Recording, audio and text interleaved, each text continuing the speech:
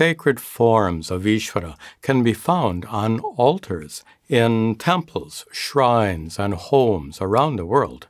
Yet, Hindu scriptures teach that Ishwara actually pervades the universe. Ishwara abides in all things and in every being, bestowing divinity on all.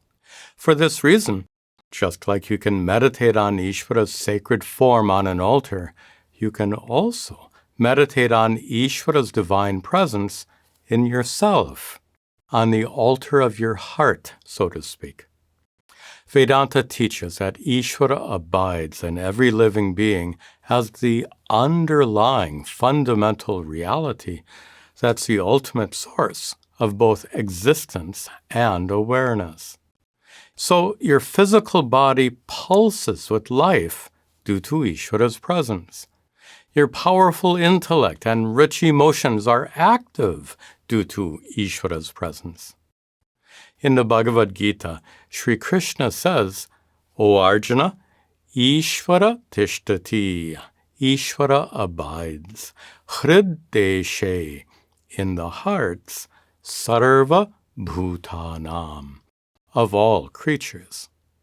In this verse, the word heart refers not to the physical organ, but to the foundation of your existence, the innermost core of your being. Ishwara's presence within blesses you with physical existence, life, and with consciousness.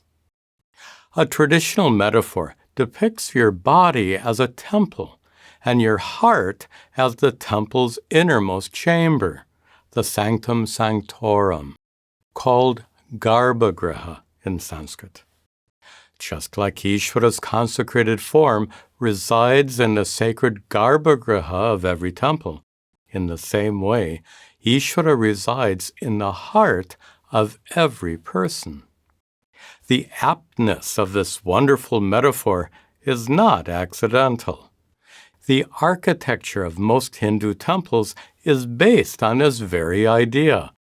Temples are designed to symbolically represent Ishvara's presence in your heart. This symbolism becomes obvious when you look at the layout of a large temple. This is a famous Arunachaleshwara temple in Tiruvannamalai, a town in South India. The entire temple complex is enclosed by an outer wall that has 4 huge gateways called gopurams. If you look closely, you can make out an inner wall with smaller gopurams, and inside that is yet another wall. Worshippers enter the temple compound through one of its huge gopurams, leaving the nearby town behind them. The act of entering the temple symbolizes the first step of meditation, in which you turn your attention away from the world around you and direct it within. The outer wall surrounding the temple compound represents the skin that surrounds your body. The 4 gateways represent your eyes, ears, nose, and mouth. The inner walls and smaller gateways represent inner parts of your anatomy. After walking through the compound, worshippers arrive at the main temple structure. When they enter, they find themselves inside a huge hall whose enormous roof is supported by hundreds of granite columns. Then they proceed through the hall into a much smaller inner hall, where no light from outside can reach.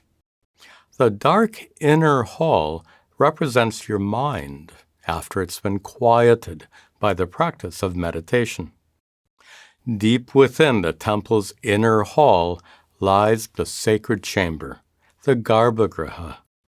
There, worshippers finally get the opportunity to behold Ishvara's consecrated form on the altar, brightly lit with many little lamps. This represents the discovery of Ishvara's presence in your own heart during meditation. The practice of Upasana is symbolically represented by going into the temple compound, into the temple itself, into its outer hall, into its inner hall, until you finally arrive at the Garbhagriha, where you find the consecrated deity on the altar. In a similar way, the practice of Upasana takes you within yourself. It's an inner journey that culminates in the discovery of Ishwara on the altar of your heart.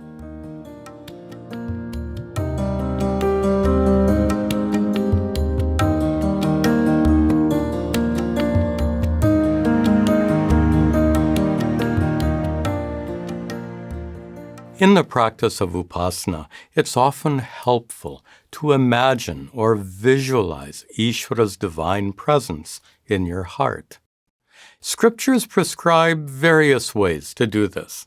For example, you can imagine your Ishta Devata, your chosen form of God, as being physically present within you. This particular practice is described in the Katha Upanishad. That says, Purusho Antaratma, the cosmic being, Ishvara, who dwells within you, Sannivishtaha, residing or abiding, Jananam Hridaye, in the heart of every being, should be visualized as Angushta-matraha, tiny, literally the size of your thumb, which is a poetic way of describing a form small enough to reside in your heart. Many other kinds of visualization have also been prescribed, such as imagining Ishvara's presence to be like a bright flame flickering in your heart. This wonderful imagery is used in the Narayana Suktam, which is an extraordinary hymn to Vishnu found in the Yajurveda. Here's a portion of the hymn. Meditate on the limitless, eternal, omniscient Lord dwelling in your heart that's like a lotus bud hanging down between your throat and navel, surrounded by nerves and shining brightly. In the tiny space within that lotus bud, a fire blazes. Flames spread out everywhere, radiating sideways and above, warming your body from head to feet. Ishvara is like a tiny tongue of fire among the flames, slender as a grain and bright as lightning. You can meditate on Ishvara's presence in your heart using this imagery or any other that you find helpful. There's another important aspect of this metaphor that compares your heart to the sacred chamber in a temple. Any place of prayer, worship, or meditation, like a temple, should be kept clean and quiet. So, if you meditate at the altar of your heart, it's your mind that has to be kept clean and quiet. Your mind shouldn't be tainted with anger, frustration, jealousy, and the like.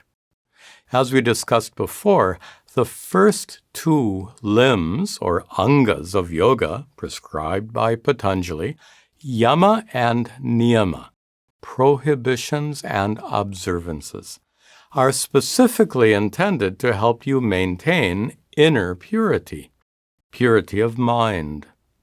Yamas like not harming anyone, and niyamas like prayer and scriptural study have to be practiced at all times to keep your heart pure and preserve the sanctity of your inner altar. In some temples, children are allowed to run around inside while their parents are praying. Unfortunately, this creates a distraction for the worshippers gathered there. In the same way, noisy thoughts sometimes run around in your mind during meditation, and that too creates a distraction. In a previous lesson, we saw that it's easier to appreciate Ishwara's divine presence within you when your mind is quiet. So, when you practice Upasana, it's best to begin by making a sankalpa and then practicing any meditation technique that's especially effective in quieting your mind. Then, after your mind becomes quiet, you can imagine Ishwara's divine presence on the altar of your heart, using the imagery we just discussed or in any other way you like. You might find it helpful to mentally recite a mantra addressed to the form of Ishwara that you're visualizing. You might also find it helpful to imagine a sense of warmth radiating from your heart and filling your body.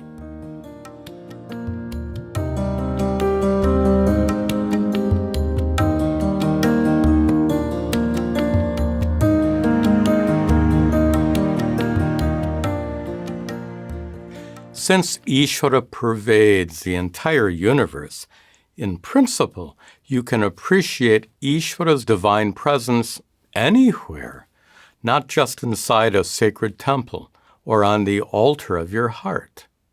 Before we conclude this chapter on devotional meditation, let's discuss how Ishwara's divine presence can be appreciated anywhere and everywhere. In a previous chapter, we discussed how various places evoke different feelings. You feel different at work, at home, in a supermarket, and in a temple. Some places can make you feel uncomfortable or anxious, like a dark alley, while other places make you feel relaxed, peaceful, and content. What is it about a particular place that makes you feel extremely peaceful and content?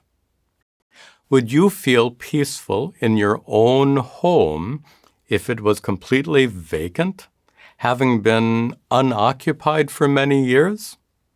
Would you feel peaceful in a temple if its sacred chamber, the Garbhagriha, was somehow empty? Obviously, what makes your home feel special is not the building made of bricks, wood, and plaster, but rather the presence of your family there. And what makes a temple feel special is not the elegant architecture, but Ishwara's presence in the Garbhagriha. Now, you can directly perceive Ishwara's sacred presence in a temple, but how can you perceive it elsewhere? Outside, you can't see or hear Ishwara's presence with your eyes and ears. You can't touch it or grasp it. But in spite of that, when you step inside a temple that you've visited many times before, you immediately feel Ishwara's presence there, even before you reach the Garbhagriha and see the consecrated deity on the altar. Why? Because you know Ishwara is there. Even though you can't discern Ishwara's presence with your eyes, that sacred presence can be discerned with your mind, with your faculty of understanding. In the Bhagavad Gita, when Sri Krishna speaks as Ishwara, he says, Dhananjaya, O Arjuna, Nanyat kinchid asti, there is nothing at all, mattha parataram, that remains separate from me.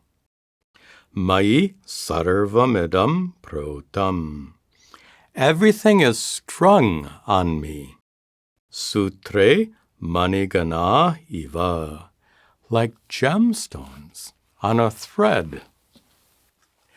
In a necklace, the string that holds the beads together is hidden inside of each bead. Even though you can't see the string, you know it's there.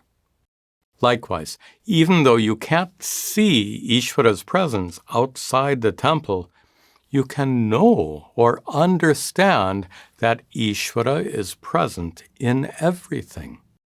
In this way, you can appreciate Ishwara's sacred presence in every rock, plant, animal, and person. You can hear Ishwara's presence in the chirping of birds. You can feel Ishwara's presence in the wind blowing on your skin. Sri Krishna says,